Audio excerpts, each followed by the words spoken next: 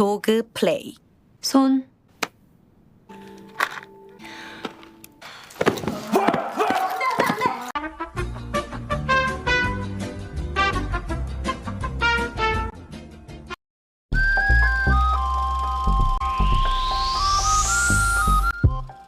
Halo para genjoters dimanapun kalian berada, bagaimana kabarnya? Kembali lagi dengan saya Bang Ucup, si manusia jadi-jadian yang selalu bahagia meskipun hati sedang terluka.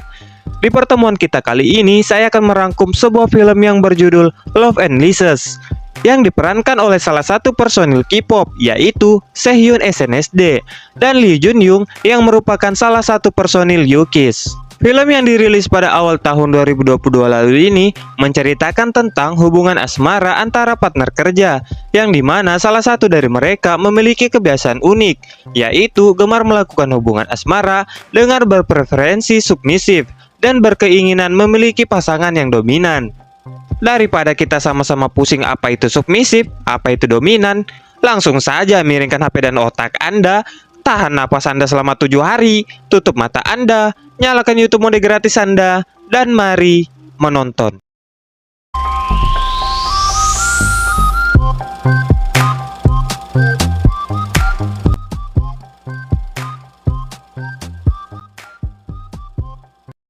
Di awal film, kita akan diperlihatkan dengan sebuah momen di mana salah satu karyawan di sebuah perusahaan properti yang baru saja terangkat menjadi manajer.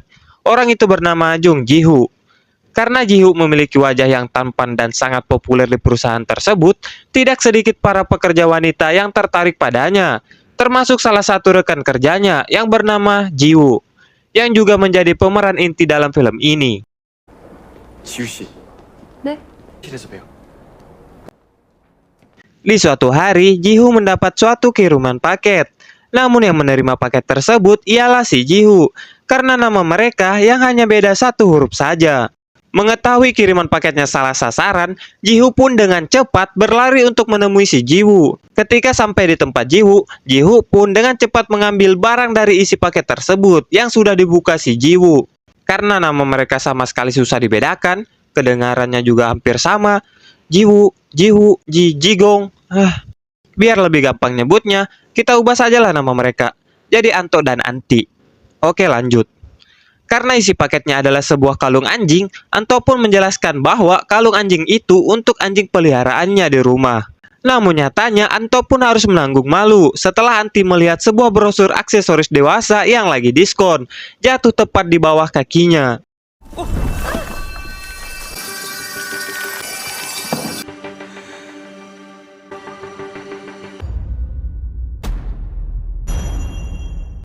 좋으시구나.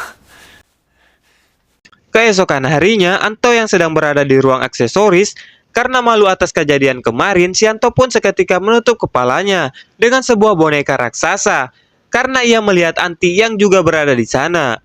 Karena terlalu berat, si Anto pun oleng, dan kemudian ia pun terjatuh, yang membuatnya kembali merasa malu ke si Anti. Melihat Anto yang sama sekali tidak terluka, lantas si Anti pun membawanya ke rumah sakit. Setelah selesai berobat, akhirnya Anto pun jujur bahwa dirinya memiliki imajinasi yang tidak biasa dalam berhubungan asmara, di mana ia memiliki fetis untuk menjadi peran submisif bagi seseorang yang dominan dari fetis pasangannya. Bagi yang tidak tahu apa itu submisif dan dominan, nih saya jelaskan sedikit. Saya juga nemunya dari Google nih. Pengertian hubungan submisif dan dominan adalah suatu hubungan asmara yang dimana salah satu pihak yang memiliki kekuasaan lebih dalam memutuskan sesuatu, dialah yang disebut dominan. Sementara itu pihak satunya yang menjadi submisif dengan senang hati dan penuh kesadaran mengikuti keinginan sang dominan. Nah, begitulah penjelasannya. Oke, lanjut.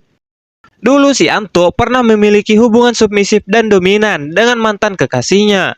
Namun ia mendapat kegagalan karena sang mantan yang menganggap Anto adalah orang yang mesrum dan aneh. Lantas ia pun meminta Anti untuk menjadi dominan baginya. Atau dalam kata lain, Anto menginginkan Anti menjadi tuannya. Si Anti yang awalnya sama sekali tidak tertarik dengan hubungan submisif dominan tersebut, namun karena ia juga tertarik sama si Anto, ia pun memikirkannya kembali dan akan memberikan jawaban untuk si Anto di lain waktu. Untung lu cakep, Bang. 정 대리님 언니. Singkat cerita, malam pun tiba. Di suatu malam, Anti mendapatkan Anto yang sedang menangis di samping mobilnya, yang disebabkan hanya karena ia salah paham, karena ia salah mendengar Anti yang ia kira Anti telah berkata ia menjijikan. Karena kasihan, si Anti pun berkata bahwa besok ia akan memberikan jawaban atas pertanyaannya di kemarin hari. Mendengar perkataan Anti, Anto pun seketika senang kegirangan. 좋겠어요. Dan keesokan harinya mereka pun bertemu di suatu ruangan sepi di kantor mereka. Dengan menutup mata Anto, Anti pun bertanya, kenapa Anto lebih memilih dirinya di antara banyak pilihan wanita di sana. Si Anto pun menjawab, alasan Anto memilih dirinya karena Anto menilai bahwa Anti adalah wanita yang berbeda dari wanita lainnya, yang bisa mengerti dan memahami kebiasaan aneh yang dimilikinya. Mendengar jawaban yang sangat simpel itu, si Anti pun seketika menyetujui permintaan Anto untuk menjadi tuan si Anto. 33고 버스라니까요. 최고 멋있음. Lantas ia pun mencari informasi sekaligus mempelajari cara menjadi dominan yang baik untuk pasangan submisifnya, agar selalu bisa dekat dengan si Anto. Setelah itu, ia pun menghalu dan berfantasi dengan si Anto yang menjadi medianya.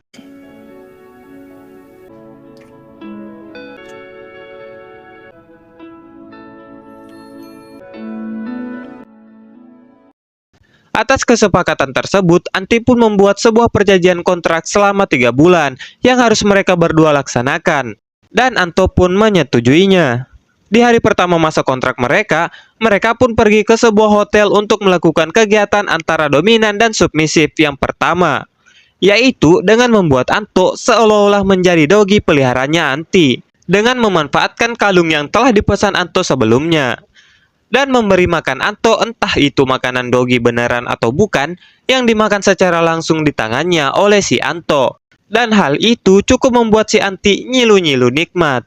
Di tengah momen tersebut, hal tak terduga pun terjadi setelah si Anto yang menggonggong secara terus-menerus karena ia mendengar suara pengenjotan dari kamar sebelah mereka. 손.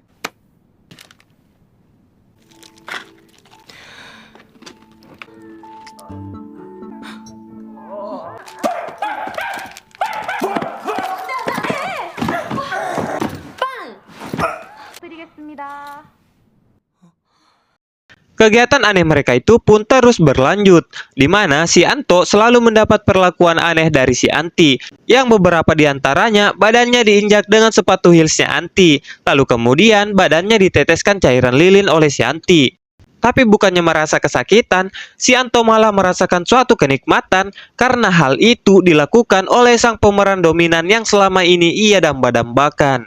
Sementara itu, si Anti setelah melakukan hal tersebut, ia selalu berfantasi dengan berhayal akan terjadinya suatu kegiatan yang mengenakkan antara dirinya dan Anto.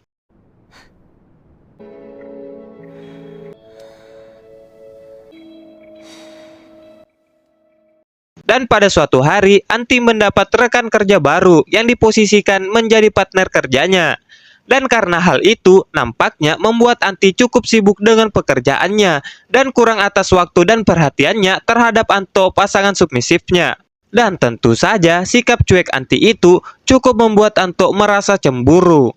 Mengetahui Anto yang cemburu dengan kedekatan ia dan partner kerjanya, lantas si Anti pun memberikan hukuman terhadap si Anto, karena di dalam perjanjian kontraknya tidak ada kata cemburu bagi di antara salah satu pihak. Karena nyatanya mereka hanyalah sebatas pelayan dan tuan tanpa adanya hubungan yang pasti. Si Anti pun mengikat tangan si Anto, lalu menariknya, mencambuk-cambuknya, meneriaki-neriaki dan berbagai macam hal-hal aneh lainnya yang dilakukan oleh si Anti. Dan lagi-lagi semua yang dilakukan oleh si Anti membuat si Anto merasa puas dan bahagia. 단체. 앉아요, 거기.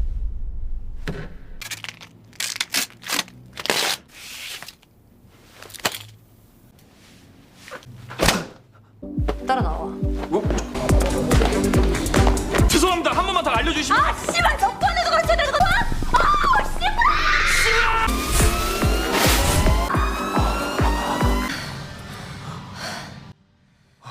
Singkat cerita, momen sedih pun tiba. Di suatu hari mereka kembali membuat sebuah permainan, yang kali ini mereka mengikat salah satu tangan mereka dengan sebuah borgol, agar mereka tidak terpisah satu sama lainnya. Mereka pun melakukan aktivitas yang menyusahkan diri mereka masing-masing. Mulai dari makan bersama, jalan-jalan di taman bersama, hingga tibalah pada suatu momen di mana si Anti secara tiba-tiba mengungkapkan rasa sukanya kepada si Anto dan sekaligus mengajaknya berkencan, tapi bukan sebagai seorang pelayan dan tuan, melainkan layaknya seorang sepasang kekasih pada umumnya. Dan hal itu merupakan perintah dari seorang tuan terhadap pelayannya. Namun entah apa yang ada di dalam pikirannya, si Anto pun secara mentah-mentah menolak kode pengenjotan dari si Anti yang cantik nan jelita tersebut. Lu bego atau apa sih bang? Udah dikode malah disia-siain. Item langka tuh bang. Goblok sih ya. 죄송해요. 연애는 안 해요. 싫어요, 지우 씨. Atas penolakan itu pun lantas membuat hubungan antara Anto dan Anti menjadi canggung, di mana mereka yang selalu bertemu di kantor tidak saling tutur sapa satu sama lainnya seperti hari-hari sebelumnya. Namun pada akhirnya mereka berdua yang saling menahan rindu akhirnya memutuskan untuk bertemu untuk memperbaiki hubungan mereka yang sedang tidak baik-baik saja. Si Anto yang gembira dengan hal tersebut, lantas ia pun menyiapkan hidangan spesial untuk menyambut kedatangan Anti di apartemennya. Namun ternyata yang datang lebih awal di sana adalah sang mantan kekasih Anto bernama Hana, yang seketika merusak dan menghancurkan semua hidangan makanan yang secara susah payah telah dibuat Anto untuk menyambut kedatangan si Anti. Dan maksud tujuan datangnya sang mantan kekasih Anto di sana hanya untuk curhat karena ia baru saja putus dari kekasih barunya. Setelah ngamuk-ngamuk tidak jelas, sang mantan kekasih Anto pun pergi dari sana, yang secara bersamaan Anti pun tiba di sana. Karena Anto lagi-lagi membuat kesalahan, ia pun kembali dihukum oleh si Anti. Seluruh tubuhnya pun diikat, lalu kemudian si Anti meraba tubuhnya. Dan kali ini, Anto tidak menyanyiakan momen emas tersebut, dengan seketika menarik kepala Anti, dan aksi balap bibir pun terjadi.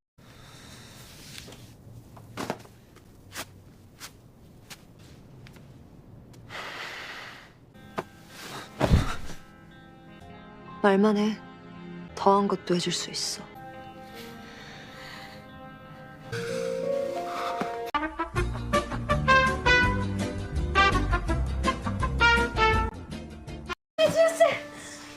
안 되겠어요. 저 못하겠어요. Tapi sayangnya kejadian tersebut tidak berlangsung lama setelah Anti yang secara tiba-tiba suren untuk menghentikan pertandingan balap bibir tersebut. Dan di momen itu pun terkuaklah fakta bahwa alasan sebenarnya Anto menolak Anti bukan dikarenakan ia tidak menyukainya, melainkan Anto memiliki trauma di masa lalu saat ia masih berpacaran dengan Hana, mantan kekasihnya yang tidak lain adalah wanita yang baru saja datang di sana. Anto trauma pada saat Hana memutuskannya karena dianggap pria yang aneh dan mesrum oleh si Ana karena tendensi BDSM-nya yang tidak biasa itu. Dan hal itulah yang tidak diinginkan oleh si Anto jika terjadi pada Anti sang dominan idamannya. 어떻게 맞는 게 좋지? 조용히 해. Singkat cerita, sampailah pada suatu hari di mana akhirnya hubungan rahasia antara Anto dan Anti telah diketahui oleh seluruh teman kantor mereka. Dengan tersebar luasnya video rekaman suara saat Anto dan Anti melakukan permainannya. Dan atas hal tersebut, mereka pun disidang oleh para petinggi-petinggi perusahaan tersebut. Karena tindakan yang mereka lakukan merupakan sebuah pelanggaran yang akan mencoreng nama baik perusahaan mereka. Namun Anto dengan mental tanpa orang dalam yang ia miliki, seketika menantang perkataan para petinggi-petinggi tersebut yang selalu memojokkan Anti dengan berkata bahwa semua kejadian tersebut murni atas kemauannya sendiri, yang dimana Anti hanyalah orang yang bersedia membantunya untuk menjadi pasangan BDSM-nya. Dan hal itu juga bukan merupakan suatu pelanggaran tertulis yang tertera pada hukum kontrak dan aturan-aturan yang berlaku di perusahaan tersebut. Para petinggi perusahaan itu pun hanya bisa terdiam menyaksikan si Anto yang secara langsung mengungkapkan perasaannya bahwa ia menyukai Anti dan akan melanjutkan hubungan BDSM-nya di luar kantor. 이 방에서 지우 씨만 빼고 전부 다 또라이 같아요. 아무튼 풍기문란이야. 지우 씨, 계약도 징계도 다 상관없. 좋아합니다. 좋아해요. 앞으로는 회사 밖에서만 물란하겠습니다.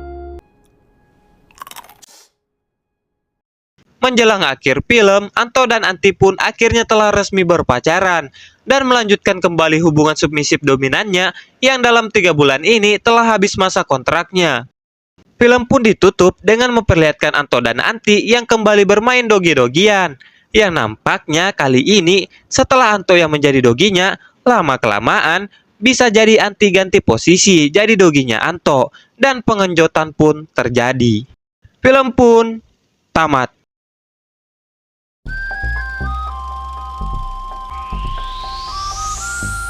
Dan berakhirlah sudah seluruh alur cerita dari film yang berjudul Love and Lies. Jika ada yang mempunyai kesimpulan dari film ini, tulis di kolom komentar. Jangan lupa support terus channel ini dengan tekan subscribe, like, and share agar saya lebih semangat lagi buat konten-konten selanjutnya. Jika ada kesalahan kata, karakter, dan sebagainya, mohon dimaafkan ya para genjoters. Saya Bang Ucup mengucapkan, salam satu pengenjotan, bye-bye netizen.